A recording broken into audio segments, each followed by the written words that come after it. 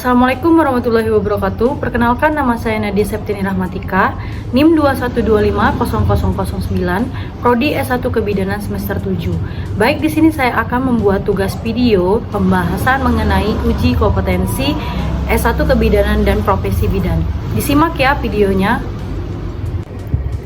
Baik, kita langsung saja masuk ke soal yang pertama, yaitu kita membahas soal yang ke-145. Seorang perempuan umur 21 tahun, G1, P0A0, hamil 26 minggu, datang ke puskesmas dengan keluhan nyeri pinggang sejak 2 minggu yang lalu. Hasil anamnesis, nyeri dirasakan di area pinggang, bagian bawah, hingga bokong dengan intensitas ringan.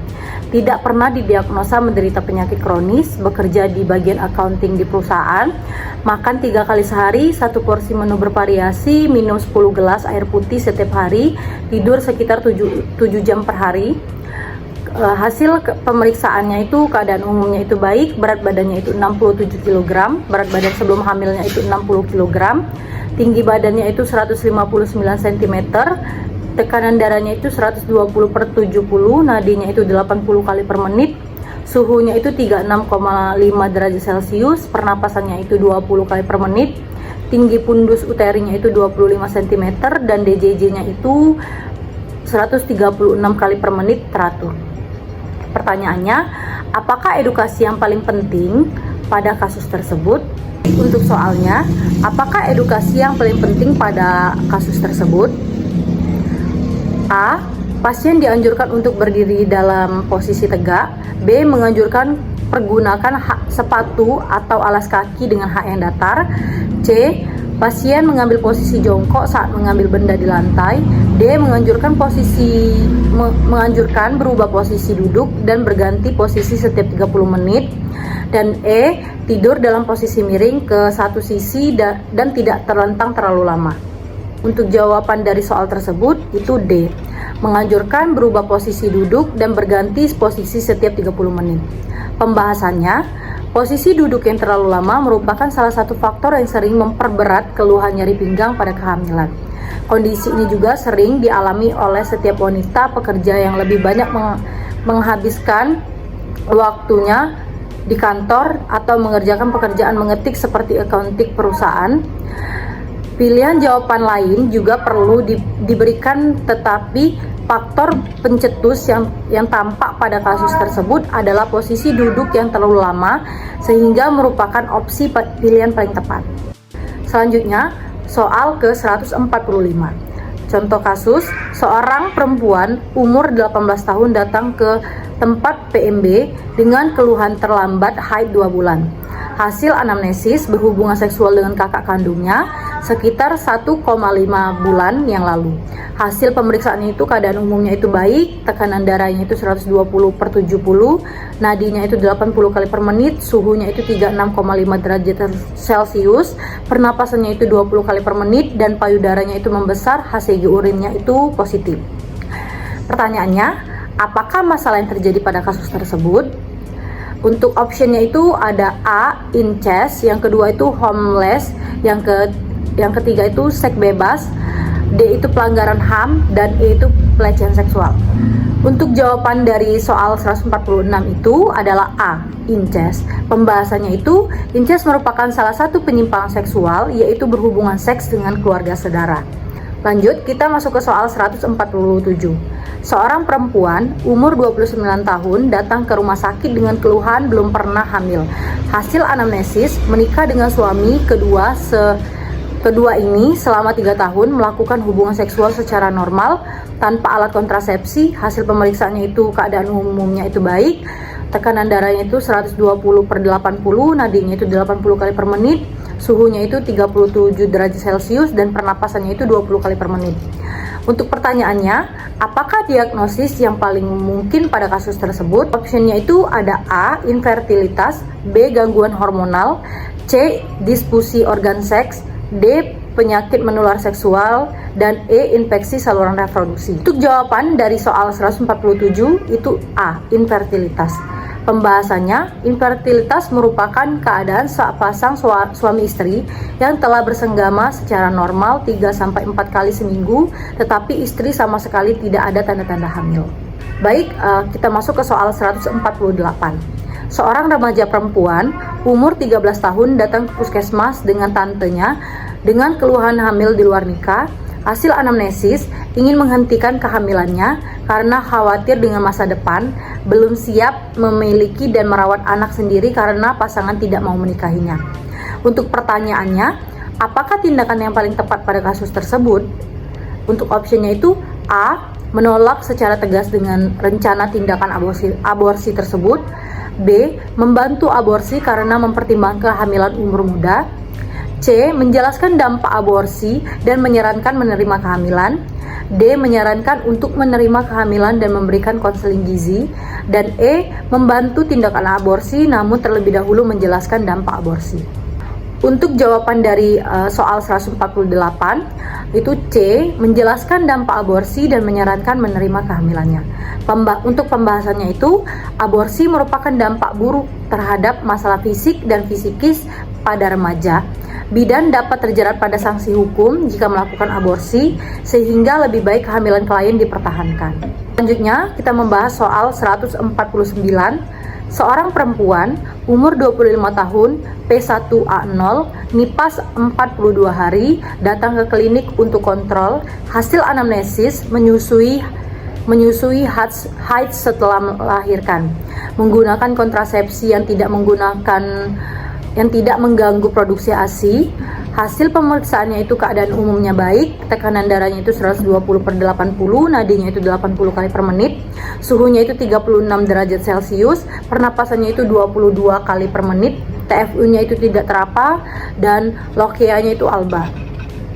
Untuk pertanyaannya, apakah metode kontrasepsi yang paling tepat pada kasus tersebut? Untuk optionnya itu ada A. MAL, B. Kontap, C. Implan, D. Pil mini, dan E itu pil kombinasi.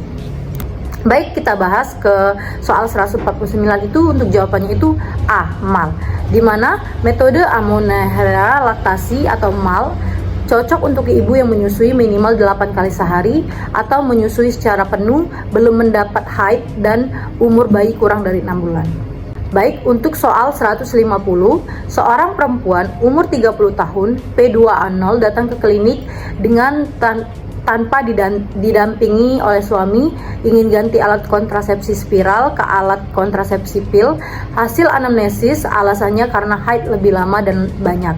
Siklus haidnya itu tidak teratur. Hasil pemeriksaan itu keadaan umumnya baik, tekanan darahnya itu 110/70, nadinya itu 80 kali per menit, suhunya itu 37 derajat Celcius, pernapasannya itu 20 kali per menit, dan HB-nya itu 10 gram. Bidan sudah memberikan informasi tentang alat kontrasepsi metode pil.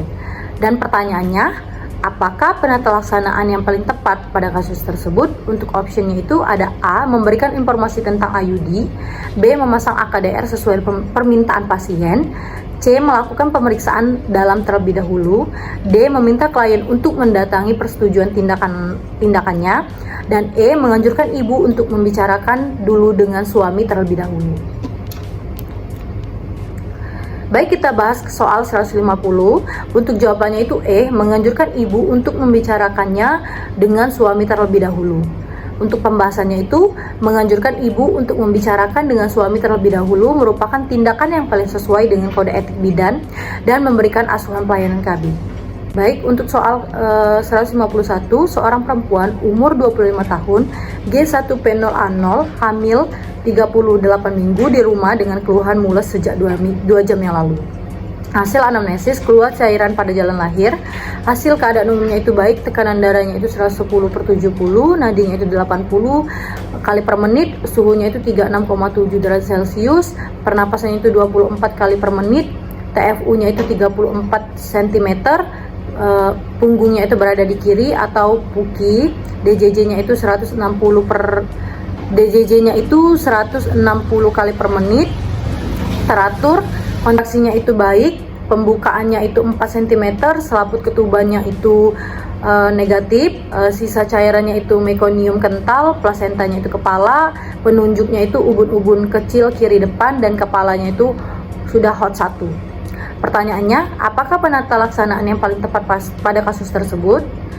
Untuk optionnya itu A. Merujuk pasien ke rumah sakit, B. Memberikan ibu nutrisi, C. Menunggu persalinan normal, D. Membaringkan ibu miring ke kiri, dan E. Melakukan kolaborasi dengan teman sejawat. Baik, untuk jawaban dari soal 151 yaitu A. Merujuk pasien ke rumah sakit, karena pada kata kunci keluar cairan pada jalan lahir, umum kelahirannya itu 38 minggu, terasa mules sejak 2 jam yang lalu, DJJ-nya itu 160 kali per menit teratur, kontraksinya itu baik, pembukaannya itu 4 cm, selaput ketubannya itu minus, pecah berwarna mekonium kental.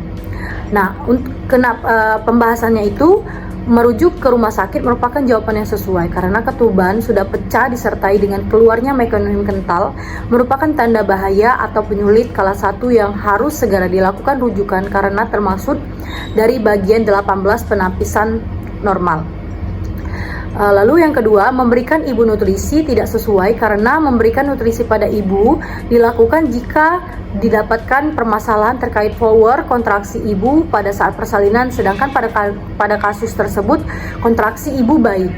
Yang ketiga itu menunggu persalinan normal itu tidak sesuai karena menunggu persalinan normal dilakukan jika tidak didapatkannya adanya tanda bahaya atau penyulit pada kelas 1. Membaringkan ibu miring ke kiri merupakan penata laksanaan yang tidak sesuai yang dilakukan pada saat proses rujukan.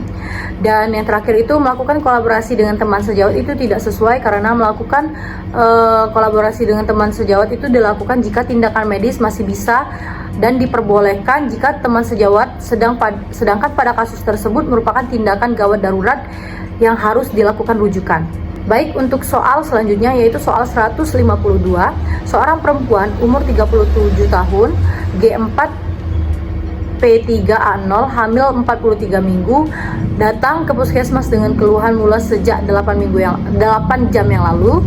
Hasil anamnesis keluar lendir darah cairan dari jalan lahir, gerakan janinnya itu berkurang, hasil pemeriksaan keadaan umumnya itu baik, tekanan darahnya 120/70, nadinya itu 80 kali per menit, suhunya itu 36,7 derajat Celcius, pernapasannya itu 24 kali per menit, TFU-nya itu 36 cm, punggungnya itu berada di sebelah kiri atau puki, DJJ-nya itu 170 kali per menit, tidak teratur, kontraksinya itu baik, pembukaannya itu 9 cm, selaput ketubannya itu sisa cairan mekonium kental, presentasi kepala, penunjuknya itu ubun-ubun kecil kiri depan, kepalanya hot 3. Pertanyaannya, apakah masalah potensi yang paling mungkin pada kasus tersebut? Untuk optionnya itu A. IUFD, B. Gawat janin, C. Makrosomia, D. Polihidramonia, dan E. Ketuban pecah dini. Untuk jawaban dari soal 152 yaitu B. Gawat janin, kata kuncinya gerakan janin berkurang, DJJ-nya itu 170 kali per menit, tidak teratur, presentasinya itu kepala, selaput ketubannya itu sudah pecah berwarna mekonium kental. Nah, untuk pembahasannya, UFD tidak sesuai karena UFD merupakan intrauteri fetal death atau kematian janin yang terjadi pada dalam rahim dengan berat badan lebih dari 500 gram atau dalam kehamilan 20 minggu. Sedangkan pada kasus tersebut masih bisa didengarkan DJJ meskipun gerakan janinnya itu dirasakan pada ibu itu berkurang, tidak ditemukan pada kasus tersebut. Untuk gawat janinnya itu sesuai karena gawat janin adalah keadaan atau reaksi ketika janin tidak memperoleh oksigen yang cukup. Tanda gejala yang sering yaitu DJJ-nya itu kurang kurang dari 120 kali per menit, atau bahkan lebih dari 160 kali per menit. Sedangkan pada soal tersebut DJJ-nya itu 170 kali per menit. Nah, berarti lebih dari 160 kali per menit. Berkurangnya gerakan janin, normalnya itu biasanya lebih dari 10 kali per hari, dan adanya air ketuban bercampur mekonium atau kehijauan. Nah, untuk jawaban dari makrosomia itu tidak sesuai karena makrosomia ini merupakan kondisi bayi lahir dengan berat badan di atas 4.000 gram yang ditandai dengan TFU lebih dari 40 cm dan TBJ-nya itu lebih dari 40 gram yang tidak ditemukan pada kasus tersebut. Untuk jawaban dari polyhydramnion tidak sesuai karena merupakan suatu kondisi di mana terdapat keadaan jumlah ketuban itu lebih dari 2000 cc dan ditandai dengan TFU itu lebih dari usia kehamilan. Nah, untuk soal tersebut itu tidak ditemukan pada kasus tersebut. Nah, dan yang jawaban yang terakhir itu ketuban pecah dini itu tidak sesuai karena ketuban pecah dini itu merupakan kondisi ketuban terdapat tanda mulai persalinan dan ditunggu 1 jam sebelum terjadinya persalinan, dan ketuban pecah dalam kondisi pembukaan 9 cm itu sudah masuk tanda mulainya persalinan. Untuk soal 153, seorang perempuan umur 30 tahun G2P1A0 hamil 36 minggu datang ke rumah sakit dengan keluhan mulas sejak 6 jam yang lalu. Hasil anamnesis merasakan gerakan janin di perut, mengeluarkan lendir dan darah. Hasil pemeriksaan keadaan umumnya baik, tekanan darahnya 120/80, nadinya itu 84 kali per menit, suhunya itu 36,9 derajat Celcius, pernapasannya itu 20 kali per menit, TFU-nya itu 38 cm, raba 2 bokong, 2 punggung, dan 2 kepala. DJJ-nya itu 136 kali per menit teratur, dan DJJ satunya itu 147 kali per menit teratur. Kontraksinya itu baik dan pembukaannya itu 3 cm, selaput ketubannya itu mas, asentasinya itu kepala hot 1. Apakah pemeriksaan penunjangan yang paling tepat pada kasus tersebut? Untuk opsinya itu A. darah, B. endoskopi, C. fotorongen, D. ultrasonografi, E. elektrokardiogram. Baik, untuk soal 153 mari kita bahas. Untuk jawabannya itu D. ultrasonografi, yang dimana kata kuncinya itu merasakan gerakan janin di seluruh perut itu teraba 2 bokong, 2 punggung, dan 2 kepala. DJJ-nya itu ada 2, yaitu 136 kali per menit, dan satunya itu 140 kali menit teratur.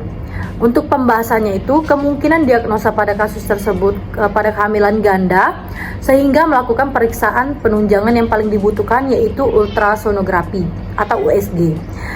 Untuk darah itu tidak sesuai karena pemeriksaan darah dilakukan untuk mendeteksi penyakit atau kondisi medis tertentu seperti anemia dan infeksi yang tidak sesuai dengan kasus tersebut. Endoskopi itu tidak sesuai karena endoskopi itu bertujuan untuk memeriksa organ dalam tubuh dengan menggunakan alat berbentuk selang kecil yang elastis yang dilengkapi kamera ujungnya.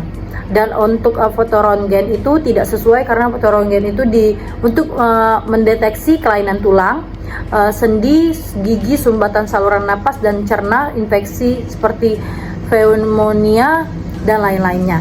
Untuk ultrasonik itu merupakan jawaban yang paling tepat karena ultrasonik itu pemeriksaan penunjang yang digunakan untuk mendiagnosa kehamilan ganda.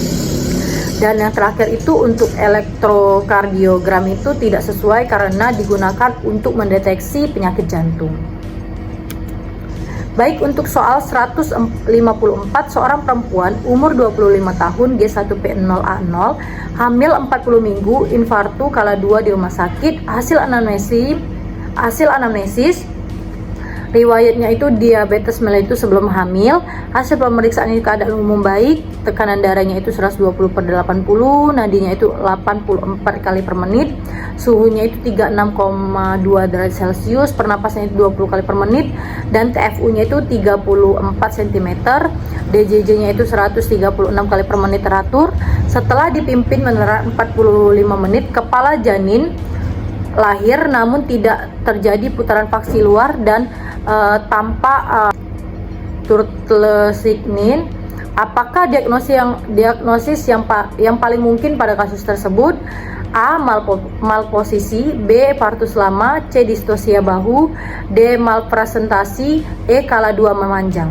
Baik, untuk jawaban dari soal 154 yaitu C. Distosia bahu, karena pada kata kunci diagnosis infartu kala 2, riwayat diabetes mellitus sebelum hamil, kepala janin lahir namun tidak terdapat putaran paksi luar.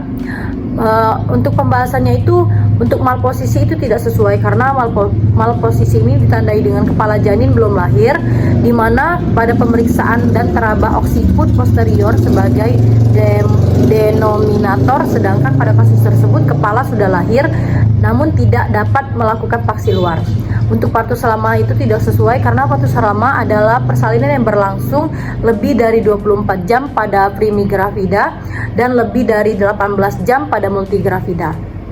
Nah, untuk distosia bahu itu merupakan jawaban yang paling tepat karena tanda-tanda pada kasus tersebut merupakan gejala khas dari distosia bahu, meliputi tidak terjadinya putaran paksi luar dan terdapat turtle sig atau kepala seperti kura-kura. Nah, untuk malpresentasi itu tidak sesuai karena ditandai dengan kepala janin belum lahir, sedangkan pada kasus tersebut itu kepala sudah keluar namun tidak ada putaran paksi luar. Dan untuk kala 2 memanjang itu tidak sesuai karena kala 2 itu ditandai dengan tindakan pembukaan lengkap selama 120 kali per menit pada primigravida dan 60 menit pada multigravida. Baik, itulah pembahasan soal UKOM S1 Kebidanan dan profesi bidan dari saya. Apabila ada salah kata dan salah penyampaian, saya mohon maaf. Wassalamualaikum warahmatullahi wabarakatuh.